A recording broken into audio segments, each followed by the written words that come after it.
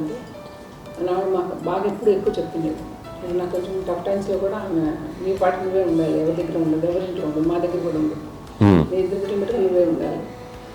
అది కష్టం కదండి అట్లా చెప్పడం. చెప్పారు చాలా తక్కువ, బట్ నాకు అదే ఇచ్చేది ధైర్యం. ఇండిపెండెంట్గా అట్లా ఒకరి దగ్గర ఉంటే నీ గౌరవం తగ్గిపోతుంది, ఎక్కడ ఉండదు.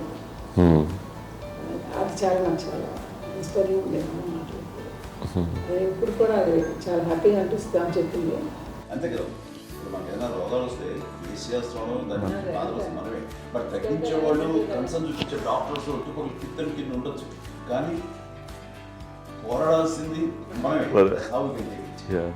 నాకు సార్ కొంచెం ఏదో ఒక డిప్రెస్డ్ ఇదేదో వస్తే ఫేస్ ఒకటి నేనేదో ఇంకా మా అందరి నుంచి నేనేదో సపరేట్ అయిపోయినట్టు ఒక సిచ్యువేషన్ వచ్చినప్పుడు అమ్మ నన్ను పట్టుకుని I'm there for you. Yes, ఎవరు నువ్వు అన్న ఎస్ అన్న ఫ్రెండ్స్ కానీ ఎవరైనా సరే ఎప్పుడు కూడా అలోన్గా మటుకు అనుకోకు, నేను నాన్న ఆవిడ నన్ను పట్టుకొని ఇచ్చిన అఫెక్షన్ లేదా ఫీలింగ్ అసలు బలం అన్నమాట. ఇంకా ఏంటంటే ఏమైనా చేయగలను నేను, పర్లేదు ఇంట్లో నాకని ఏదైనా సాధించగలను అని ఒక భరోసా తల్లి దగ్గర నుంచి రావడం అనేది నాకు ఎవరు అవసరం లేదు అనిపించింది. అంత స్ట్రాంగ్గా ఆవిడ support, very strong, very practical.